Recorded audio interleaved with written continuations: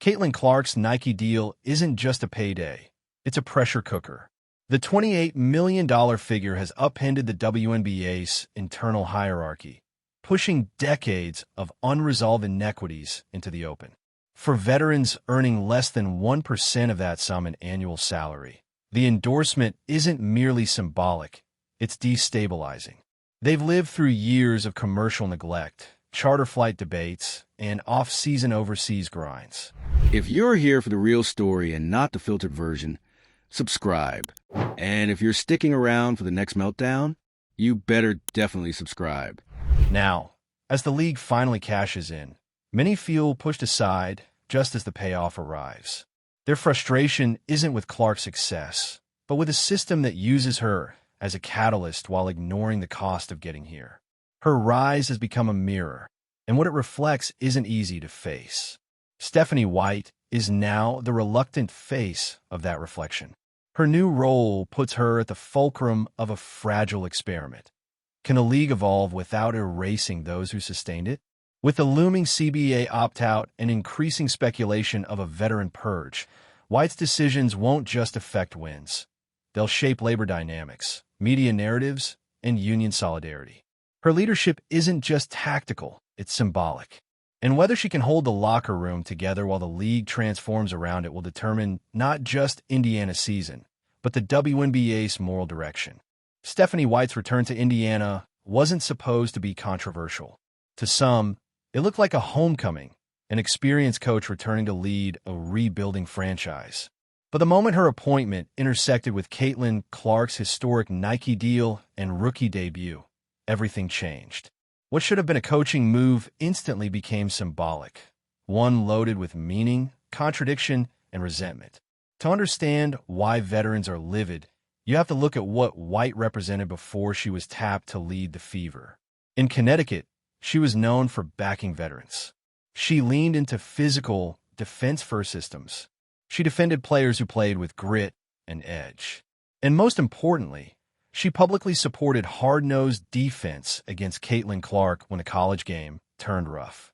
She backed toughness, competitiveness, and by extension, the code, respect is earned, not given. Now, she's coaching Clark. Not just coaching her, protecting her, building around her, aligning with a new model of stardom that thrives on branding, attention, and a fundamentally different value system. That pivot didn't go unnoticed. For many veterans, it felt like a betrayal. Not because Clark doesn't deserve to be coached or centered, but because White's shift represents something bigger, the league moving on without them. This is what the new WNBA looks like. A rookie walks in with a $28 million Nike deal, more than the combined salary of multiple All-Star vets, and is positioned as the face of a league that those same vets spent years holding together with duct tape and delayed paychecks. That number doesn't just speak, it screams. And what it says is, the economics have changed, and not everyone is invited to the next phase. Clark's arrival didn't just blow the lid off endorsement ceilings. It exposed the league's entire internal imbalance. For years, veterans endured commercial flights, unpaid media work, bare-bones facilities, and second jobs overseas. They made the league livable. They did the work when no one was watching. And now, many of them are watching from the sidelines as teams trim the middle class of rosters to make room for rookies with cultural capital, even if they don't yet have pro experience. It's not just personal, it's structural. The looming opt-out of the current CBA by the WNBA isn't just a bargaining tactic. It's a full-blown response to this imbalance. Veteran players are sounding the alarm. Yes, Clark's financial power is a win for visibility and leverage. But it's also a warning. If salaries and revenue sharing don't evolve fast, teams will default to choosing brand alignment over career sustainability. That means fewer multi-year contracts for mid-career players, less room for veterans who can't be packaged into a viral moment, and more churn at the bottom and middle of rosters. That's what the veteran purge looks like, not an explicit plan, but a market-driven consequence. Teams want cost efficiency and visibility. Rookies on cheap contracts with massive brand appeal check both boxes. Veterans with higher salaries and limited off-court monetization don't. So they get cut, quietly. without headlines, without outcry. And Stephanie White is now tasked with managing all of that. Not just the team, but the emotional landscape that comes with it. Every huddle, every substitution, every moment she speaks publicly is read for subtext. Is she supporting Clark? Is she distancing from Yvette's? Is she honoring her previous values or rewriting them for a new era? This is why her job isn't just coaching anymore. She's part PR executive, part therapist, part crisis manager. She's guiding the most scrutinized team in the league through a minefield of generational resentment and institutional uncertainty. The locker room isn't just split by role, it's split by era. And White has to convince everyone that they still matter, even as the structure around them suggests otherwise. This is where things get especially tense, because Clark is expected not just to be great, but to transform the league, to fix media engagement, boost attendance, sell merchandise, and justify sponsorship deals that were previously out of reach. No player has ever carried this much commercial expectation on arrival. And no coach has ever had to balance that kind of spotlight with this much internal tension. The cultural shift isn't abstract, it's lived daily. Every veteran on that roster knows what's happening. They feel the changing energy. They know what their contracts look like.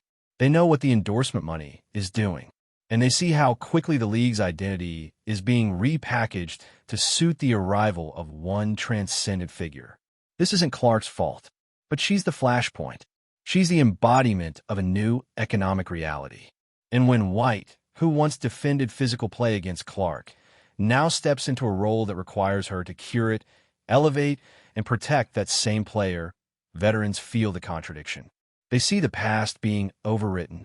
The stakes of this season are enormous, not just for Indiana, but for the WNBA's entire narrative. If the Fever succeed, if they win, if Clark delivers, and White holds the room together, the league will point to it as proof that growth doesn't have to come at the expense of cohesion. But if the team stumbles, if the cracks show, if internal friction spills out into the open, then it becomes a case study in everything the WNBA is warning about. Because this isn't just about one team. It's about how the league treats its veterans, how it honors its history, how it plans to scale without selling out the very culture that made it worth scaling. The issue isn't that the league is growing. The issue is that it risks growing too fast without a structure built to sustain it.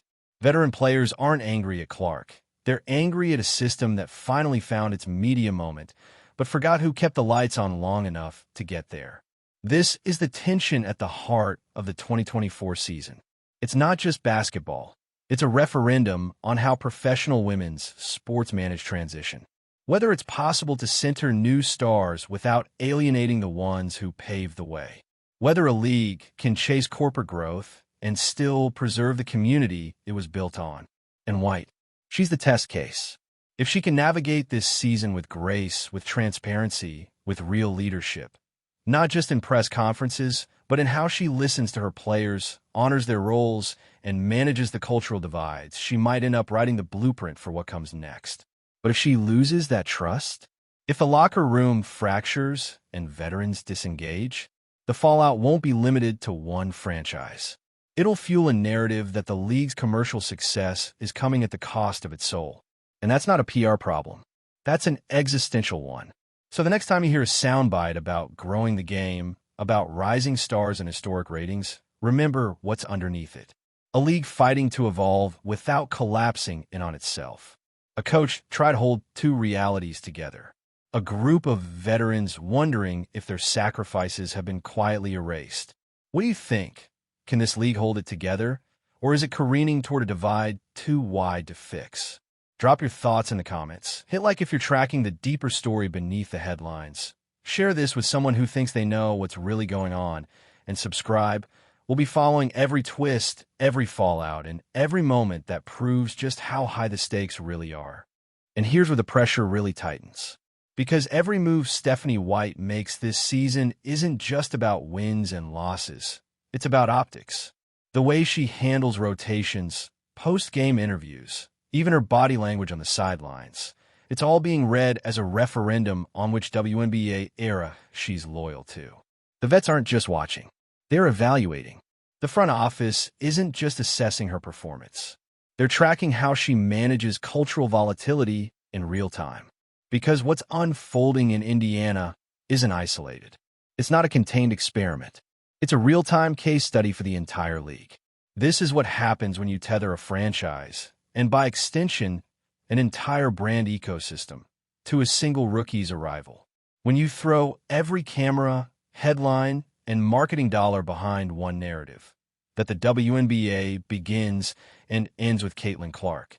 That kind of framing alienates people fast, especially the ones who have bled for the league without ever seeing a fraction of the same spotlight.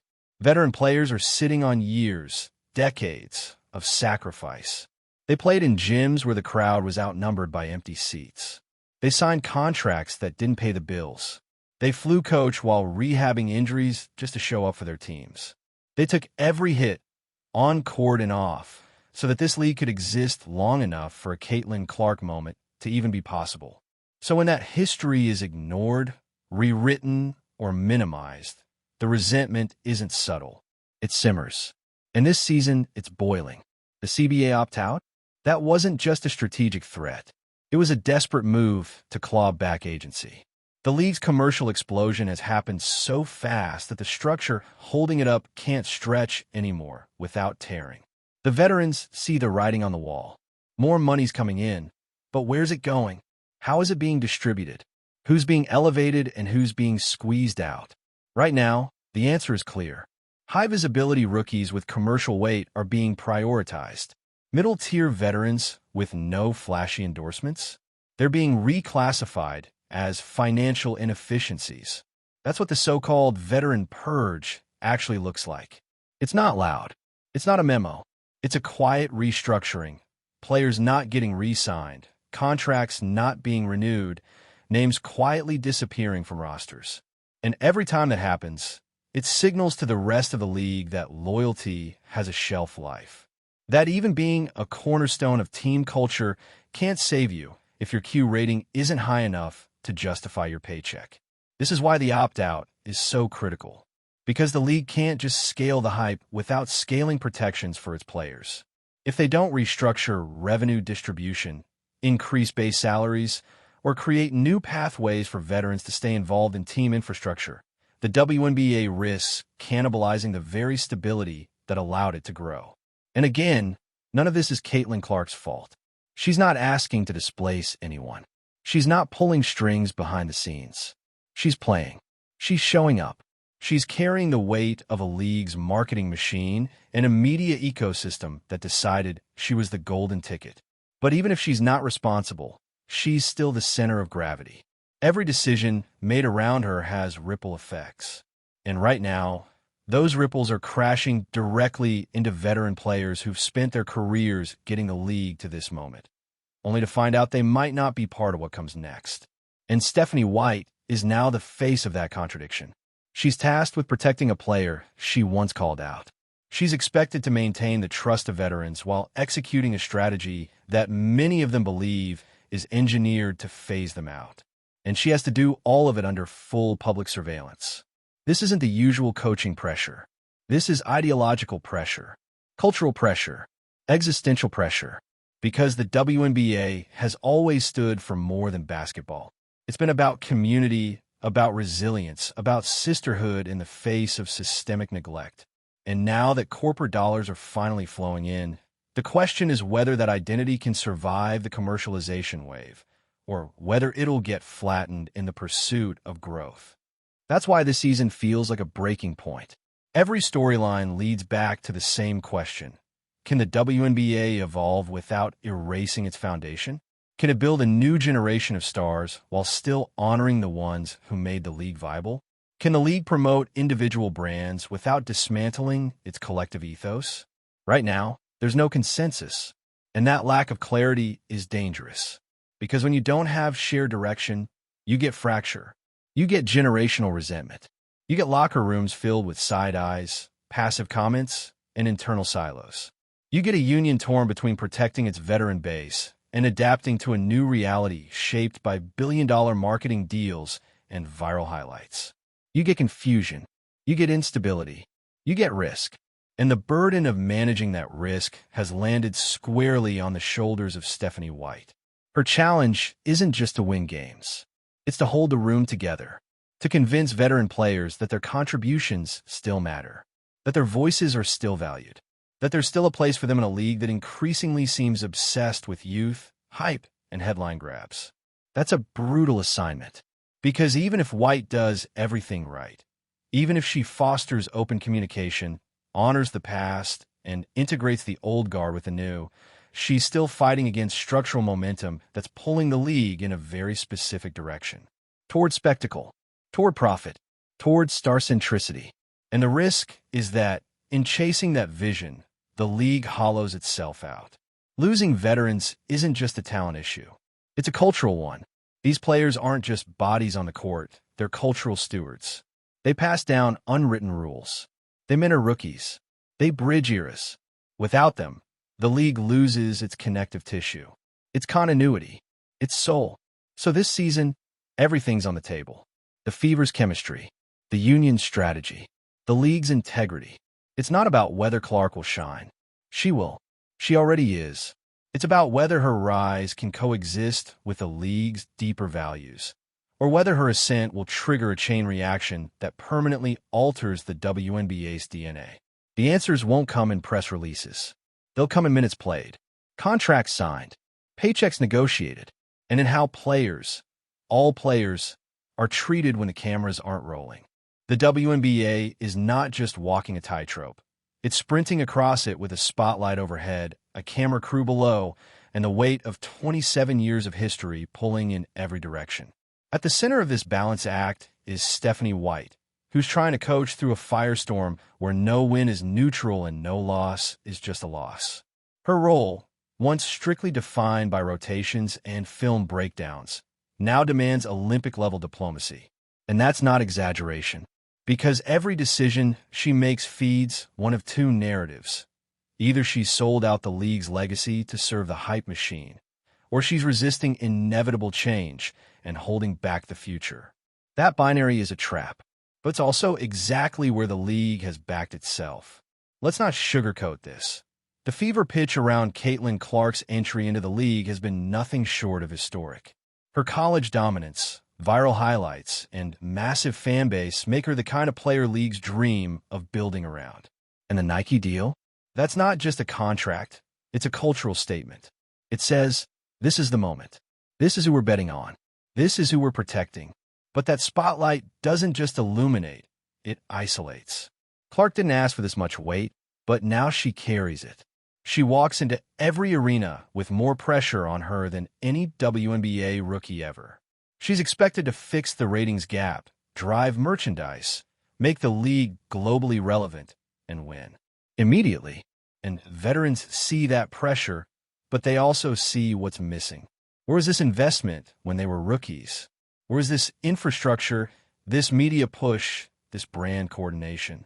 Why did it take nearly 3 decades and one specific bankable star for the league to finally believe in its own market potential?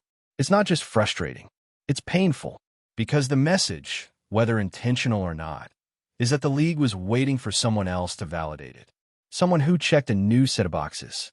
And now that she's here, everything is supposed to change overnight. And maybe it will. But at what cost? Veteran players are caught in the fallout. Their experience, leadership, and loyalty suddenly feel less valuable. Not because they've declined, but because the market has shifted. Teams are forced to make tough financial calls. And increasingly, those calls favor cheaper contracts with higher media returns. That's not a strategic failure. It's an economic one. And it's being felt deeply in locker rooms across the league. This is where the CBA opt-out gets real. It's not just about better salaries. It's about redefining value. Because the union knows that collective bargaining, as it existed 5 years ago, doesn't apply anymore. We're in a brand-first era, an age where visibility dictates leverage, and traditional solidarity gets complicated fast when a few players are household names and others are still flying coach. The opt-out is the union's way of saying, if the WNBA is going to be a billion-dollar brand, then its labor structure has to reflect that. You can't keep players on 2015 pay scales while cashing in on 2026 level media deals. And you definitely can't promote one player like a savior while the women who built the league are being quietly pushed out. That contradiction doesn't hold. Not for long. And Stephanie White? She's on the fault line.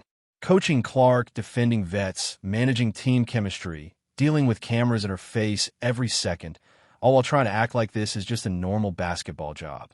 But it's not. It hasn't been since the day her appointment became the face of a philosophical pivot, away from veteran systems and toward future-facing marketability. Whether she wanted that symbolism or not, she owns it now. Every time she protects Clark on court, veterans remember her past defense of physical play. Every time she emphasizes blocking out the noise, players wonder if that includes their real concerns about salary compression and fading roles. Every time she steps to the mic, she has to calibrate her language between support and diplomacy, because the entire league is parsing her every word. This is coaching in the age of hypervisibility, where it's not just about strategy. It's about optics, emotion, and institutional memory. The WNBA was built on memory, on shared struggle. That's part of what made it distinct, more than just a sports league. It was a movement, a community, a statement that excellence in women's sports was real, sustainable, and deserving. But now the league is in a new phase, a necessary one, maybe one that embraces corporate partnerships, big money, and international expansion. That's not inherently bad, but the fear, the very real, very legitimate fear, is that the push for growth is outpacing the league's ability to care for the people who got it here. Because growth without integration is just gentrification. You get new buildings and new sponsors, but the people who built the foundation can't afford to stay. And no one's told them what their role is now. This is what's at stake in Indiana. This isn't just about how many games they win. It's about whether the fever, under White, with Clark, and alongside a roster navigating its own generational divides, can become a model for how to manage transition without rupture. If they succeed, it's proof that you can center a star without erasing the scaffolding. If they don't, if the veterans disengage, if the chemistry falls apart, if the media pressure caves in, then it becomes a case study in how not to modernize. And that lesson won't stay in Indiana. It'll spread to every team navigating the same budget constraints, the same brand dilemmas, the same pressure to elevate certain players while keeping the rest of the roster intact. The union will take notes. The front offices will draw lines. And the league will have to reckon with a question it's been avoiding for months. Is it possible to rise together and go viral? Because right now, it doesn't feel like both are happening. So what do you think? Are we witnessing the WNBA's next evolution, or the beginning of a dangerous divide? Can the league really protect its roots while chasing global reach? Or has the spotlight already burned the bridge between past and future? Drop your thoughts in the comments. Like if you've been following the tension behind the headlines. Share this with someone who thinks the CBA is just paperwork. And subscribe. We'll be here, breaking down every move, every misstep, and every sign of what's coming next.